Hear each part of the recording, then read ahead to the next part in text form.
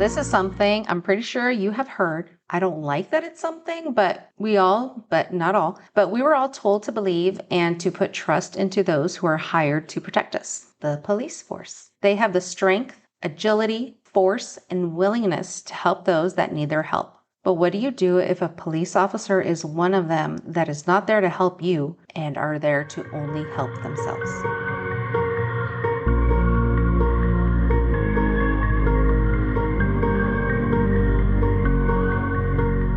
Hello, and we are your hosts. I am Amadi, and with me is my friend, The Gren. Welcome to our podcast, a place where we don't shy away from gruesome details, where some cases may be triggering and hard to hear. So get yourself in the right frame of mind and let's talk about dark shit. So I'm going to be starting off talking about the case of Oklahoma City officer Daniel Holtzclaw. Daniel was born December 10th, 1986 in a U.S. Naval Hospital in Guam, but his home, where he grew up, is Enid, Oklahoma. His parents are Kumiko and Eric Holtzclaw. Daniel's father, Eric, holds a long-standing career being a police officer and was the lieutenant at the Enid, Oklahoma police station. Growing up, Daniel was considered an all-star type of athletic kid. Everybody liked him, no issues with any of his ex-girlfriends, and in high school, he was the football team's linebacker. After he graduated Enid High School in 2005, he went on to Eastern Michigan University, attending on a 1A football scholarship. That sounds like legit. Oh, okay. He knew what he wanted, and that was a career in the NFL. Okay. But that dream didn't end up happening. Of course. But good thing, while at the University of Eastern Michigan, he was also studying criminal justice. Did he like his father? So he graduated college. College and university, are they different? I'm thinking college, like community college. Okay, so I'll just call it university. Oh, okay. He graduated the university in 2010, and by the next year, he was hired by the Oklahoma. I cannot say Oklahoma. Oklahoma City. Okay, police department, and went on to complete his field training in August of 2012.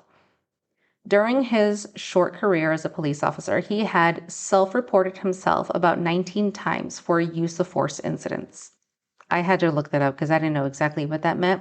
So use of force incidents are defined as situations in which a law enforcement officer interacts with an unwilling individual and force is used either in self-defense or to compel compliance.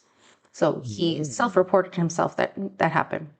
Now, I don't know if it's because of how he handles himself with the people he interacts with, but in May of 2013, he was placed in a coveted temporary gang unit assignment in the northeast section of the Spring Lake Division.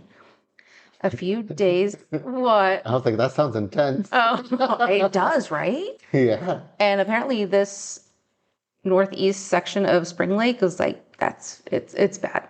Oh. Drug dealers and just, it was a bad section. Okay. Makes sense. A few days after Christmas of 2013, only a handful of officers were issued the all-black Ford Interceptor take-home patrol car. Only a handful. So that means, that he was a standout police officer. One of the first times he was in the newspaper was in May 2013, titled "Man Dies After Oklahoma," City Police Officer Family Tried to Subdue Him. The death of the man was ruled by the medical examiner as an accident attributed to excited syndrome due to meth toxicity. So he was on meth. Okay. We're going to talk about Daniel's normal shifts. Daniel worked 4 p.m. to 9 a.m. in the northeast section of Spring Lake. A normal ending to his shift is after 2, his supervisor tells him he's done, and then he heads home. We're talking about the night of June 18th, 2014.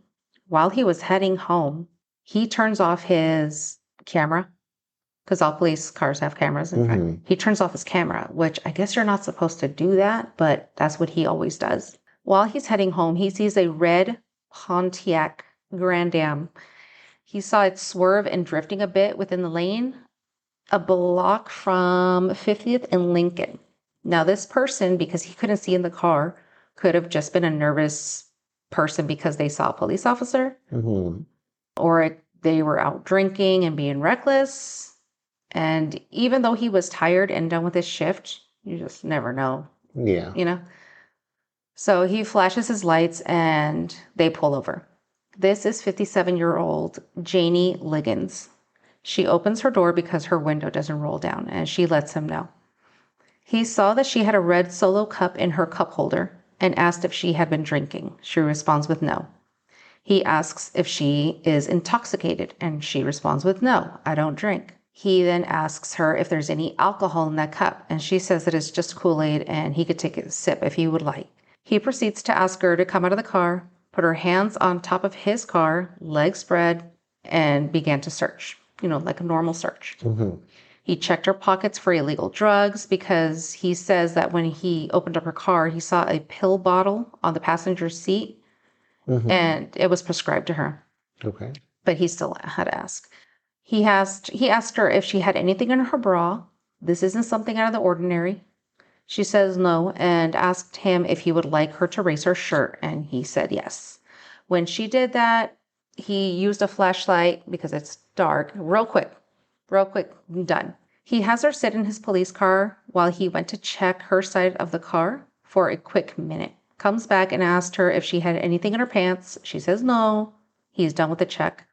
He has her get back in her car to go home, and he said he would follow behind her, but he got impatient and he just left before her. A normal stop, except that it took him 15 minutes, but normal nonetheless. The next morning when Daniel comes into work, it was a little bit off because he saw that sex crimes unit was there, and they were there to interview him. On YouTube, you can find a complete interrogation of Daniel. Just type in Oklahoma City police officer Daniel Holtzclaw interrogation video, and you'll see a bunch of pop-ups. So in the video, you will see Daniel, a 27-year-old, 6'2", 260 pounds, half white, half Japanese, huge bodybuilder type of a freaking beast man. Yeah. Okay. Detective Kim Davis, and in the background, you can hear his voice, is Detective Rocky Gregory. The interrogation took about, I think, over 2 hours long, with them questioning everything he did and to describe in detail what had happened the night before with the traffic stop before he headed home and what he did when he got home. With all the questioning that the detectives were doing about if there would be any reason for him to have this might have to be censored maybe, for any reason for him to have his dick out or her having her pants down, he tells them to go ahead. He says no, of course not. But he tells them, go ahead, do a polygraph test, take his DNA. He didn't do anything. He wants to show them that, he's not lying. He didn't even hire a lawyer. At the end of the interrogation, they have him get out of his uniform and hand over the pants. Just the pants. They didn't even bother to collect his uniform shirt, bulletproof vest, his tank top, or his underwear. What? Yeah. So I'm thinking that the reason that they didn't collect his underwear is because they did ask him if he's wearing the same underwear from the night before. He said it was in the wash. Okay. But they still didn't collect the one he had for DNA. They didn't even go to his house to check to see if maybe he's lying. Maybe he's wearing them now, or I don't know. It's so weird. They never went to his house to check for anything. So I thought that was kind of weird. Okay.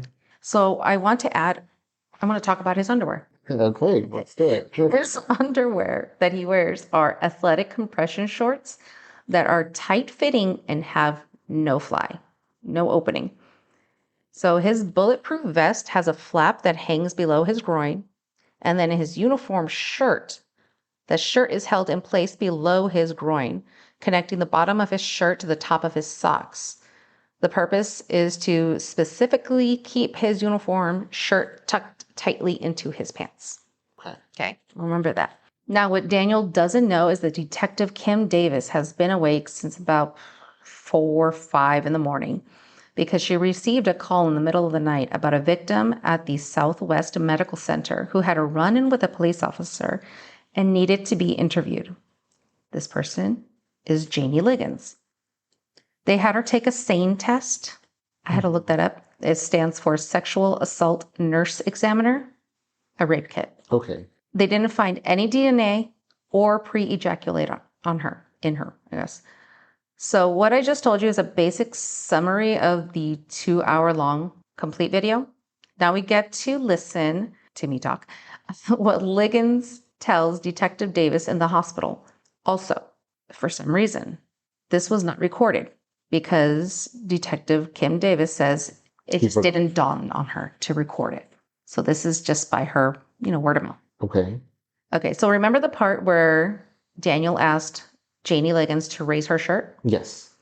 Well, Liggins says that it went further than just that. She says when she raised her shirt and he shined his flashlight on her breast, he started to touch and mess with his manlyhood. Okay. Yeah. Okay, I got it. When he asked about her having anything in her pants, she states that he wanted her to pull her pants down. She says that she can't do that, that she shouldn't be doing that. He shouldn't be asking her. But then she puts her pants down to her knees. She keeps her panties on and then pulls them right back up. Supposedly, that is when he unzips his pants and pulls out his penis rather quick, she says. He tells her that he doesn't have all night. He just got off work and wants to go home. He is tired. He proceeds to grab his penis and put it in her face, telling her, "Come on, or I'll take you to jail." Liggins says that she was scared and thought he was going to shoot her if she didn't do what he said because she can see the gun on his side. So she's frantic. So she placed his penis, in her mouth for 10 seconds. He then backs up and lets her go to her car, and she tells him, "Thank you, sir." To also add in here, there were a few things that Miss Janie Liggins didn't tell Daniel, but did tell Detective Kim Davis. One was that she did smoke 2 Mary Jane joints. I feel like a child saying it like that. And then around 12:30, she took 2 PM pills because she had a headache, and she took a nap at her friend's house. Woke up at 2 a.m. and then drove home. Now, have you ever taken PM pills? Oh, yes. Like the ones that help you go to sleep, right? Yeah. Yeah, I have. Do you get really, really drowsy and then fall asleep immediately? I do. For a while? Like, what do you mean? Like does it immediately hit me? Yeah, and does it make doesn't immediately hit me. I do start to feel drowsy and kind of like tired. After maybe 30 minutes, 30 to 40 minutes, that's when I'm like, okay, I'm going to sleep. So then she took it at 12:30, woke up at 2 while she had those in her system. So maybe that's why she was swerving, or that's kind of weird. Okay, yeah, yeah. You'd be super. Yeah, you'd be super, right? Yeah, you would. Okay, so we're going back to the traffic stop. Okay. Being all frantic and scared, while she gets to her destination, that was her daughter's house, she awakens her and tells her what had happened. So Liggins' daughter, the boyfriend, Liggins, and the grandkids all head over to Spring Lake briefing station because no one was picking up the phone every time they called. But when they got there, the building was pitch black and locked up like everybody went home for the day. So after that, when they were heading home, they called Hefner Briefing Station, which is a different division. Okay. It's only 19 minutes away, and they actually spoke to somebody, but they have no records that they spoke to anybody. So on their way home, they spot a couple of patrol cars on Lincoln Boulevard, and they reported everything to the officers. And that is how she met up with Detective Kim Davis at the hospital, and this whole investigation began. After his interrogation, he was put on administrative leave. Mm-hmm. Before the interrogation with Daniel, though, Detective Davis says, according to an interview she had with Michelle Malkin in 2016, Kim Davis says that in the back of her mind, she knew that the case that her partner, Detective Rocky Gregory, was working on from May had something to do with an officer. So she had that already in the back of her head twirling around, that this is an officer. He's working on an officer. I wonder. Mm. And she ends up saying that after her interview with Janie Liggins, before she even talked to Daniel Holtzclaw, that she knew something had happened to her.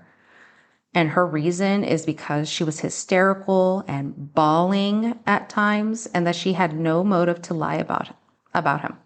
Okay. This part, maybe the way she said it makes me feel a little weird. She's been in sex crimes unit for years. She has seen so many victims, liars cry about, being sexually abused. Okay. But the reason she believed her is because she was hysterical and bawling and because she has no motive Motive to what? to frame him. It's not like he said, I'm going to take you to prison or anything like Yeah. that. But I don't know. To me, That's it's just weird. Like, how many other victims or accusers have actually been hysterical and crying, and some are good actors? yeah. So that it just, I don't know, it just I, kind of hit me weird. yeah, I get that too. I don't know. It's horrible to talk about, but yeah, it depends. After Detective Kim Davis and Rocky Gregory's interrogation with Daniel, because if you see the YouTube video of him, you'll see that he's very stoic. He is not overreacting. He is not yelling. He doesn't even look mad. He's just stating what had happened. He's very calm. Calm and like confident. Yes, like, Okay. I didn't do this. This is what happened. Like, Yeah. when he goes into the interrogation, he doesn't know that this is about sex crimes. He thought he's just in trouble for, like, maybe, turning off the camera or, little things. Yeah. He didn't know what he was walking into. Yeah. But after the interview or interrogation, Detective Kim Davis says that he was very robotic. He didn't show any emotions. She called him a psychopath and a narcissist for not reacting the correct way of how, when somebody gets accused of something that they didn't do, Hmm. that he didn't act like that. But But that's also weird too, because I mean, if you're being accused of something that you didn't do, no, unless he's very confident, he's like, no, they're probably going to do an investigation, and it's going to be proven wrong. So he's just like, you know what, I'm not He's going just to confident. overreact. Yeah. Yeah. He's keeping his calm. He's keeping his cool. Like, no, this is going to be fixed. Yeah. They'll do their job and they'll know that I'm not lying. Yeah. So maybe but then there are some, like, criminals, bad guys, killers that are just very calm as well, which make you look like, Which those are yeah. Which those are psychotic. yeah. See, so I guess I can go back. Yeah, I can go Yeah. back and forth. But when I watched the clip or the video of the interrogation, he just looked like he was just stating the facts of what had happened. Okay. That's just my point of view from watching it. Okay. So to end the part with Janie Liggins and her talking with Detective Kim Davis, Hmm. when asked to describe the officer, she described him as a white, 35 to 45-year-old, 5'7", 5'9" man with blonde hair and scarred skin, as if from acne. Reminder: Daniel is a 6'2", half white, half Japanese beast of a man. Hmm. He is more on the pale side, and he has dark, maybe dark brown, but basically black hair. Hmm. She described him as blonde.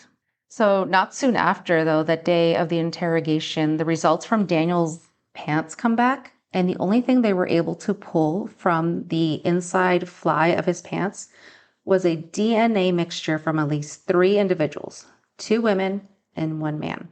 The results say mixture.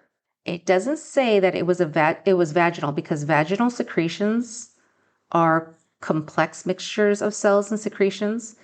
There is no reliable test to identify material as being from the vagina, according to the National Institute of Justice, which was published June 28th of 2023. Okay. I had to look for a very current one to see if there's any tests. Okay. So meaning that what was found could possibly, not definitive, but possibly be secondary transfer. Do you know what secondary transfer is? No. So a way to describe it is where DNA is transferred between an object or a person to another person. Okay. So example, Me and you, we shake hands. Uh-huh. Okay. Right after, using that same hand, I go handle a knife. Let's say that knife was used in a crime scene. Okay. When they test the DNA on there, they're going to find traces of your DNA on there, even though you had nothing to do with it.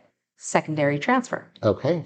So because of this, instead of waiting for victims to come out, because they didn't think that Janie Liggins was the first, especially with the results from the DNA testing, they end up making a list of females who have been pulled over or looked up by Daniel.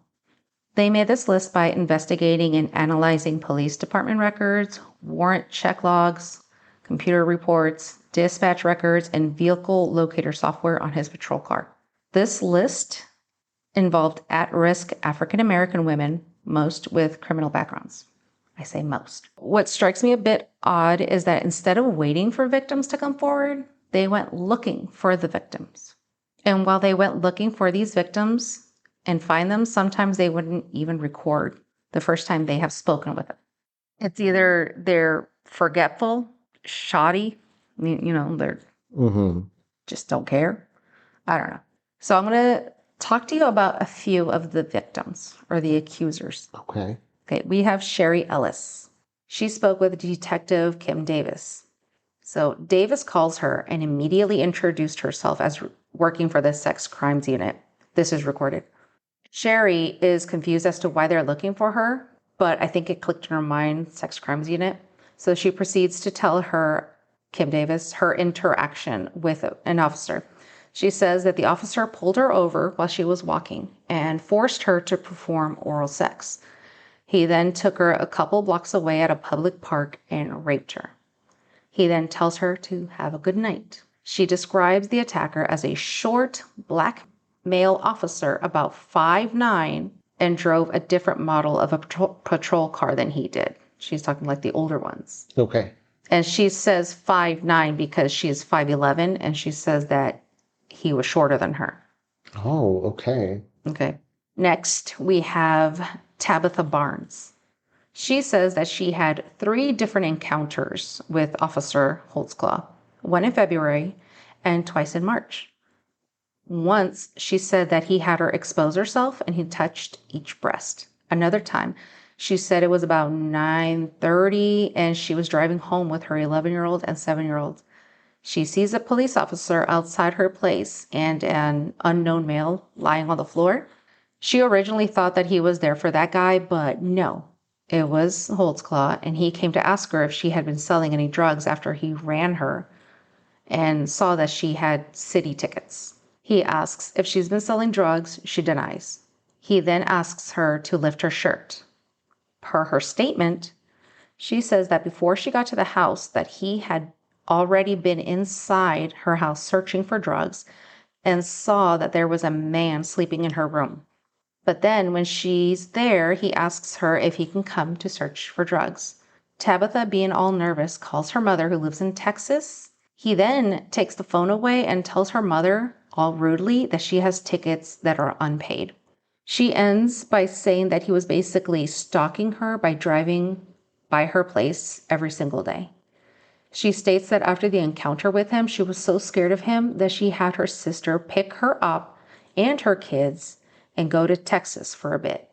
She boarded up all her windows and made it look like she moved away. She says that she was gone for 3 months because of him, because of how scared she was of him. Truth is, she didn't end up leaving until 36 days after her encounter with him. She didn't leave because she was scared. She left because she was already planning on going to Texas to take care of her mother, and she was only gone for 1 month. And also a little kicker is that Detective Rocky Gregory, because he's the one who interviewed her, omitted to say that Tabitha Barnes says that Daniel came by again in an older style police car a month before August 17th. But he was already on administrative leave since June 18th. That does not add up. Yeah. Okay, next we have Shardarion Hill. And I'm not going to talk about all of them. This is just a few of them. Okay. She claims that she was pulled up by Daniel on December 20th, 2013. When she saw him, she immediately crushed and swallowed, I believe it was 2 PCP drugs, 2 PCP vials to hide them from him. So she swallowed them. Mm-hmm. 2. I'm guessing it's a lot, Yeah. right? I believe she was dealing, so she didn't want to get caught. So she did the smartest thing, swallow them. Yeah. Everybody does that. That's where you should hide them. When he saw what she had done, he immediately took her to the hospital to save her and for her to get treated. He ended up staying at the hospital in the room with Miss Hill. At one point, she says that he tried to tell her that her boob was hanging out from the side of her gown. She didn't understand because, she's high, right, with PCP. And so he covered it up for her. He then, according to Shardarian, proceeds to rape her in the hospital room where any nurse or doctor can just easily walk in. That's either very brazen of him. He either is very quick to get satisfied, or I'm thinking also she did have a lot of PCP in her system. She was high. So it's hallucination. Yes, that could also be a thing. Mm-hmm. Because while she was still high on PCP, she was on the phone. She got on the phone with her mother, and she kept telling her that her friend, she thought Daniel Holtzclaw was her friend. And so she was telling her mom that her friend was going to help her get rid of her warrant that she had in Texas. She goes on to say that he went as far as friending her on Facebook and would message her on how she was doing. He would call her if she's, asking if she's being good and if he can come over. Mm-hmm. So a little side note, she couldn't produce the messages because they were on her old phone, she says. So she kept, on the interview video on YouTube, she was just looking and just couldn't find it. But she said this happened. That part's actually true. It is? That is true, yes. I was expecting... Okay. So he states he did friend her on Facebook and message her. He did that to check in on her to see if she was okay and how she was doing, especially she was in the hospital for swallowing PCP vials. Yeah. So he would check in on her. And I heard on a different podcast called Failure to Stop, there's these 2 hosts. One is a retired police officer and the other one, I believe, is a current detective. Right. And they said, because they both worked in the hood or, just bad areas. Yes. They said that there was a couple times where they would check in on the victims, check in on their people that, the area that they would always go to see how they were doing. Maybe they had a run-in with them and saw that they were pretty bad. Yeah. And they thought good in them, so they would check in on them. Okay. So it's not uncommon. It's not uncommon. They're probably not supposed to do it, but it's not uncommon. Yeah. So with Miss Shardarian Hill, at the end of her YouTube interview video with Detective Rocky Gregory, before she heads out the room, she asks him if the other girl who this happened to, if she said the same things. And he couldn't tell her, of course. And then she says, was this good evidence? Detective Rocky says, you tell me. And she responds with, I think so, because even if he didn't rape nobody, and I couldn't hear the rest of the parts. But what it sounds to me is like, maybe he didn't rape her. By the way that she said it, because even if he didn't rape nobody, so does that mean that you're lying? So, yeah, that's what I would think. Yeah, because I don't know, that part, when I heard that part, I was like, So are you lying? Are you lying? Okay, so... Because that's pretty messed up if you are. There's messed up people out in the world. Yeah. That is only some of the accusers that I'm going to talk about. Daniel had 13 accusers. Okay. 36 alleged crimes. 17 alleged crime scenes. And not one single piece of direct evidence. This got him 263 years in prison. What? I will retell some of what was said in the trial. Okay. They did find one of the DNA mixtures of who it belonged to. It belonged to 17-year-old at the time, Carla Raines. She stated that he picked her up, took her home, and raped her on her front porch. But her mother says that when she got home that night, she was all excited that she met this hot cop and that they were going to go on a date. How can you say that to your mother, but yet when you get... Wait, so they asked her mother? Yeah, they spoke to the mother. And she said that? That's what she said, yeah. So it's like the mother is saying, no, she's... A completely different story. Yes. That's horrible. Yeah. And that's why with Carla Raines, a 17-year-old at the time, I kind of think just because they found her DNA mixture in the inside of his fly, this is why I was looking up like secondary transfer. Mm-hmm. So let's say when he pulled up on her, he searched through her bag. Okay. She has been inside of her bag. She has her DNA cells in that bag. Mm-hmm. He went in there searching for things. He has her DNA cells on his hand. Mm-hmm. Let's say afterwards he goes and uses the restroom. He pulls down his fly, to use the restroom. So now on his fly would be her DNA. The second transfer thing is because some places, some judges, like they go with it, and other places like, no, it's not real. I kind of believe in the second DNA transfer, so I don't believe Carla Reigns. That's just me though. Okay. I mean, a lot of these that you've said, I'm very iffy. During the closing arguments, they were saying that the DNA from Carla Reigns in the inside of his fly they're saying it very adamant, that it was vaginal fluid belonging to Carla Reigns. The medical examiner did not admit or deny that it wasn't possible, but she also said it could be possible. Also, a little in there, the medical examiner, the one who tested the DNA, is Detective Rocky Gregory's mother-in-law. The defense didn't say anything to correct him when he said that it was vaginal, because there is no test for vaginal fluid to confirm this. There's nothing to test it. So they just threw that out for the jury to convince them. I think. Of the accusers, there were about, oh God, I'm probably wrong. I think it was like 2 acquitted charges. There was 5 actually, 5 acquitted charges, because either they were straight lying. Mm-hmm. Sounds so professional, straight lying. Yeah. Or because there was 2 of them that came to the trial high on PCP. But yet, some of the accusers who came to the trial, well, I think one of the accusers who came to the trial high was given another chance to sober down and testify, and the judge believed her. Oh. Even though you came to the trial high, I'm going to give you a second chance. You make me sick. Yeah. And then he got a sentencing. A few years later, a couple of them came back to recant their testimony, saying that he never touched them. And I think one of them even said it about 7, 8 times. He's never touched me. One of them even said, I never seen him before until the trial.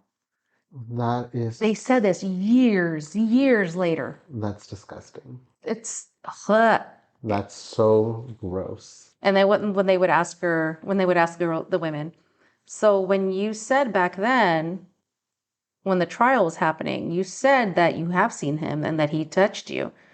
And one of them said, and he never touched me. And they don't care. That is so gross. That is absolutely disgusting. Yeah. There are people who actually get assaulted and these things happen to them, and they're too afraid to tell anybody. Mm-hmm. And when people like this go and make up these stories, it's horrible because it devalues what actual victims go and actually, I don't know, this is just so disgusting. It makes me feel a ball of anxiousness inside. It makes me want to throw up.